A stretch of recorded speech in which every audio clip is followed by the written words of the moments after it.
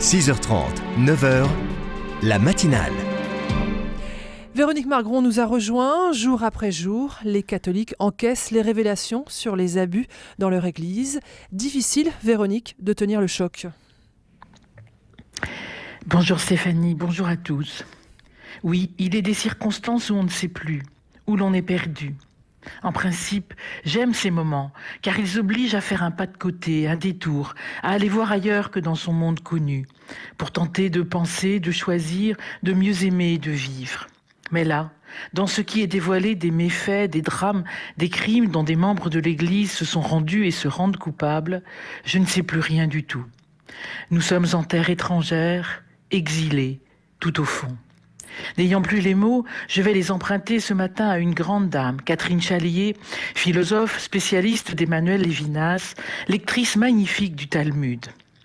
Comme à une source, je suis allée relire ces pages sur les pleurs de Dieu, dans son traité des larmes, fragilité de Dieu, fragilité de l'âme. Selon les sages, écrit-elle, Dieu verserait quotidiennement des larmes. Une des causes de ces larmes, c'est l'omniprésence de ceux qui s'enflent d'orgueil. Dieu se retire dans ces lieux secrets pour pleurer sur eux, surtout lorsqu'il s'agit des chefs de communauté, car ils se servent alors de lui, de sa Torah, afin de mieux dominer le peuple au lieu de le servir. Et elle continue ainsi, leur suffisance chasse sa parole de la terre, et en prétendant agir en son nom, ils la pervertissent. Leur absence d'humilité, leur hypocrisie et leur déficit de larmes les transforment en objets d'opprobre, même s'ils l'ignorent. Dieu pleure sur eux, insiste le Talmud, comme si par leurs propos et leurs attitudes, il le bannissait, lui, Dieu de la terre, tout simplement pour prendre sa place.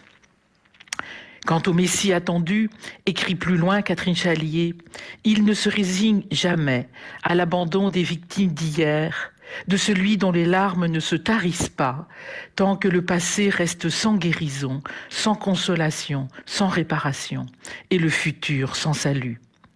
En cette descente aux enfers où nous sommes, voilà où mon âme s'abrite. Là, les victimes et leurs alliés sont-elles des étoiles et des astres qui pleurent avec mon Dieu.